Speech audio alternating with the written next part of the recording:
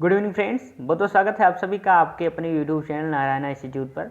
दोस्तों, आज की क्लास में हम पढ़ने वाले हैं जो हमारे बचे हुए पैराग्राफ्स हैं चैप्टर नंबर 2 लॉस्ट स्प्रिंग का। इसके पहले हम लोग चैप्टर नंबर 2 पर 2 क्लासेस कर चुके हैं, यानी हमारा पार्ट 3 है। ठीक है, इसमें बचे हुए पैराग्राफ्स के हिंदी मीनिंग को हम समझने वाले हैं। तो डियर फ्रेंड्स, अगर आपने पहले वाली क्लासेस को नहीं देखा है तो आप आई बटन को प्रेस करके उन क्लासेस को देख सकते हैं, या फिर चैनल को विजिट करके आप उन क्लासेस को देख सकते हैं। पर दोस्तों, अगर आप नए जुड़ रहे हैं, आप यूपी बोर्ड एग्ज़ाम 2023 की तैयारी कर रहे हैं, तो आप तुरंत इस चैनल को सब्सक्राइब कर लीजिए, क्योंकि यहाँ से तैयारी करके आप पाने वाले हैं 95 प्लस मार्क्स इंग्लिश के सब्जेक्ट में। बहुत ही अच्छे से हम लोगों ने अपने ग्रामर के कोर्स को कवर कर लिया है। अब हमारा लिटरेचर का पोर्शन चल रहा है। ठीक है, इसमें हम प्रोज, इसके बाद में पोइट्री, फिर सप्लीमेंट्री को स्टेप वाइज कवर करने वाले हैं। तो दोस्तों, आइए देर न करते हुए शुरुआत करते हैं आज की क्लास का। ये जो हमारा पैराग्राफ है जो हमारा बच गया था, वहाँ से शुरुआत करते हैं। हम लोग शुरुआत करेंगे यहाँ से।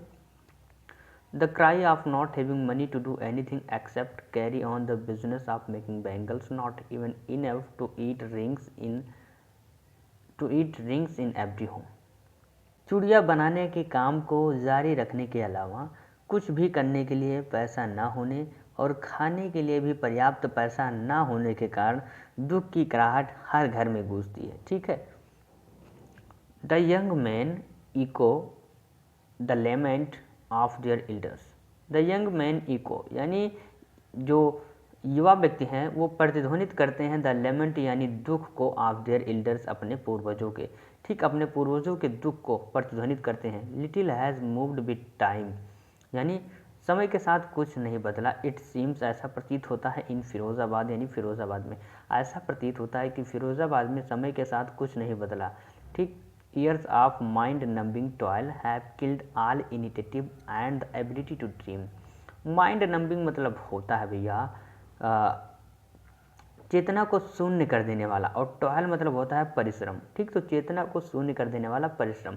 तो years of mind numbing toil यानी वर्षों की चेतना को शून्य कर देने वाली मेहनत ने हैव किल्ड मार दिया है ऑल इनिशिएटिव यानी सभी पहल करने वाले एंड एबिलिटी टू ड्रीम सभी पहल करने वाले और सपने देखने की क्षमता को। Why not organise yourself into cooperative. Cooperative मतलब होता है सहकारी समिति। ठीक है, तो why not organise yourself into a cooperative. आप लोग एक सहकारी समिति क्यों नहीं बना लेते हो, ये राइटर कहती हैं। आई आस्क यानी राइटर पूछती हैं a group of young man who have fallen into the vicious circle of middle man who trapped their fathers and forefathers.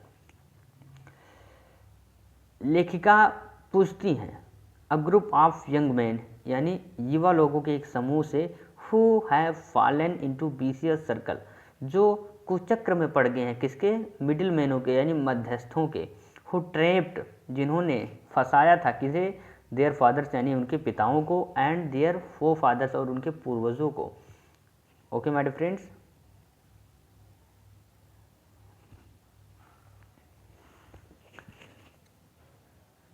Even if we got organised. ठीक, यहाँ तक अगर हम संगठित भी होते हैं, वी आर द वंस। ठीक, हम लोगों को हु विल बी हाउल्ड। ठीक, हम लोग वे हैं जो घसीटे जाएंगे। हाउल्ड मतलब होता है घसीटना, हाउल्ड अप, जो घसीटे जाएंगे बाय द पुलिस यानी पुलिस के द्वारा, बीटन और पीटे जाएंगे, एंड ड्रैग्ड टू जेल और जेल में डाल दिए जाएंगे, फॉर डूइंग समथिंग इलीगल कुछ गैर कानूनी करने के जुर्म में। दे से वे कहते हैं there is no leader among them कि उनके बीच कोई भी नेता नहीं है। No one who could help them see things differently कोई नहीं है जो उन्हें चीज़ों को अलग तरह से देखने में उनकी मदद कर सके।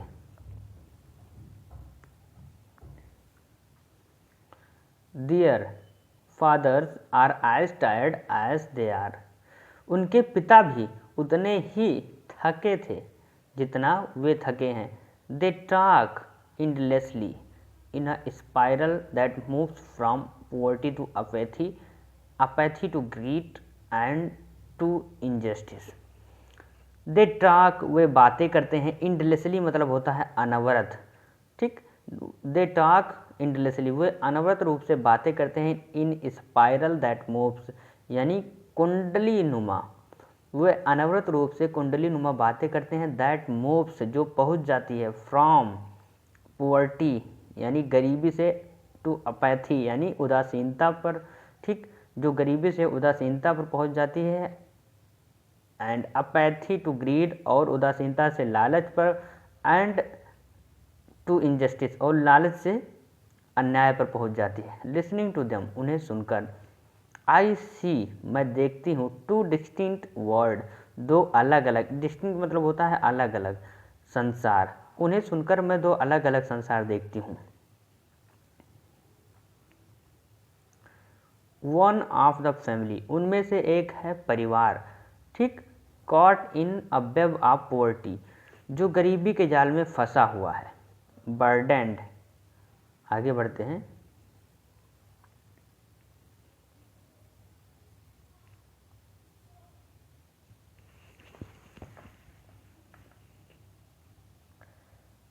Burdened by the stigma of caste, ठीक, in which they are born.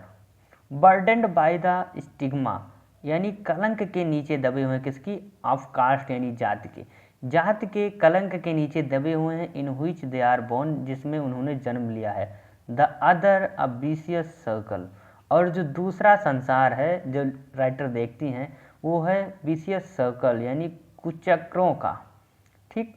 Of the साहूकार यानी साहूकारों के कुचक्र का। द मिडिल मैन यानी मध्यस्थों का। द पुलिस मैन यानी पुलिसकर्मियों का। द कीपर्स ऑफ लॉ यानी कानून को लागू करने वालों का। द ब्यूरोक्रेट्स यानी नौकरशाह। एंड द पॉलिटिशियंस और राजनीतिज्ञों का। टुगेदर दे हैव इम्पोज्ड मतलब होता है लादना। द बैगेज मतलब होता है भार, on the child. Together they यानी दोनों ने एक साथ, हैव इम्पोज्ड यानी लाद दिए हैं, द बैगेज यानी भार, ऑन द चाइल्ड यानी बच्चों पर। दोनों ने एक साथ बच्चों पर भार लाद दिया है। That he can not put down, जिसे वह उतार नहीं सकते हैं।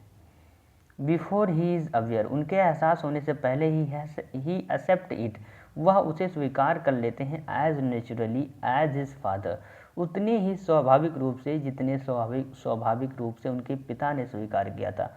To do anything else would mean to dare, कुछ और करना मतलब चुनौती देना है।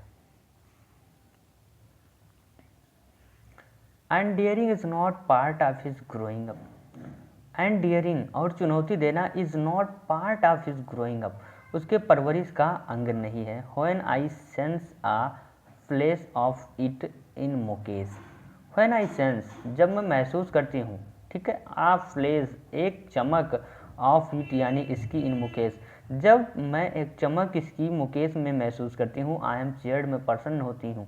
आई want to be a motor mechanic, मैं एक मोटर मैकेनिक बनना चाहता हूँ। ही रिपीट्स, वह दोहराता है। He will go to a garage and learn, वह एक गैराज में जाएगा और सीखेगा। But the garage is long way from his home, लेकिन जो गैराज है उसके घर से काफ़ी दूरी पर है।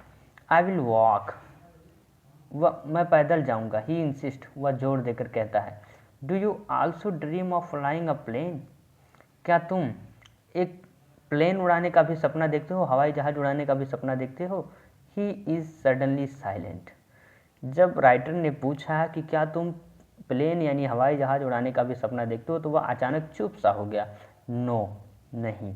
ही सेज, वह कहता है। Staring at the ground, steering मतलब होता है घूरना, एट द ग्राउंड यानी जमीन को, जमीन पर घूरते हुए। इन हिज स्मॉल मुरमुर, ठीक, अपनी छोटी सी बुदबुदाहट में। देयर इज एन एम्बेरसमेंट, उसके छोटी सी बुदबुदाहट में एक शर्मिंदगी का भाव था। That has not yet turn into regret, जो अभी तक पश्चाताप में नहीं बदला था। ही इज़ कॉन्टेंट, वह संतुष्ट है। टू ड्रीम ऑफ कार्स यानी कारों के सपने देखने में। That he sees hurtling down, जो वह देखता है, heartily down the street of his town, उसके नगर के गलियों में दौड़ते हुए। हर्टलिंग डाउन मतलब होता है तेज़ी से दौड़ते हुए। Few aeroplanes fly over Firozabad, कुछ ही हवाई जहाज़ फिरोज़ाबाद के ऊपर से उड़ते हैं, ठीक है हमारे फ्रेंड। तो आज के इसी पैराग्राफ के साथ आपका जो चैप्टर नंबर 2 है लॉस्ट स्प्रिंग, ठीक है, खोया हुआ बसंत, ये आप लोगों का समाप्त होता है। उम्मीद करता हूँ आज की क्लास से कोई भी डाउट, कोई भी कन्फ्यूज़न नहीं बचा होगा आपके चैप्टर नंबर 1 एंड 2 में। प्यारे दोस्तों, हम लोग प्रोज के chapter number 1 and chapter number 2 को बहुत ही अच्छे से पढ़ चुके हैं। चैप्टर नंबर 1 की हिंदी समरी को, साथ ही साथ शॉर्ट एंड लॉन्ग आंसर्स को हम लोगों ने बहुत अच्छे से समझा था। और आज की क्लास में हम लोग पढ़ चुके हैं चैप्टर नंबर 2 लॉस्ट स्प्रिंग के हिंदी समरी को। अब बारी है शॉर्ट आंसर्स और लॉन्ग आंसर्स को। तो शॉर्ट आंसर्स को हम लोग समझेंगे। जितने भी हमारे शॉर्ट आंसर्स दिए हुए हैं किताब में, उन्हें हम नेक्स्ट क्लास में उनके आंसर्स को, साथ ही साथ उनके हिंदी एक्सप्लेनेशन को भी बहुत अच्छे से समझेंगे। तो उम्मीद करता हूँ आज की क्लास बहुत अच्छे से समझ में आएगी। एक बार कमेंट कर दीजिए कि आपको यह क्लास कैसी लगी। तो दोस्तों, अगर आपको वीडियो पसंद आया है तो प्लीज़ वीडियो को लाइक कर दें, और अगर आप चैनल पर नए हैं तो चैनल को सब्सक्राइब कर लें। अगर आपको वीडियो सच में पसंद आया तो इस वीडियो को अपने पूरे फ्रेंड सर्कल में शेयर कर दें भैया, ताकि सभी लोग इसका फ़ायदा उठा सकें और बढ़िया से अपनी तैयारी करके इंग्लिश के सब्जेक्ट में 95+ मार्क्स पा सकें। तो प्यारे दोस्तों, मिलते हैं कल की क्लास में, जिसमें हम लोग जानेंगे अपने चैप्टर नंबर 2 लॉस्ट स्प्रिंग के सभी शॉर्ट आंसर को बहुत ही अच्छे से, ठीक है। तो मिलते हैं कल की क्लास में। आप लोगों को पता है मेरी क्लासेस की timing per day evening 8 PM है, तो क्लासेस को अटेंड करना ना भूलें। मिलते हैं कल शाम 8 बजे। Till then, keep learning, keep watching, keep improving yourself. See you tomorrow. Good night to all of you, my friends.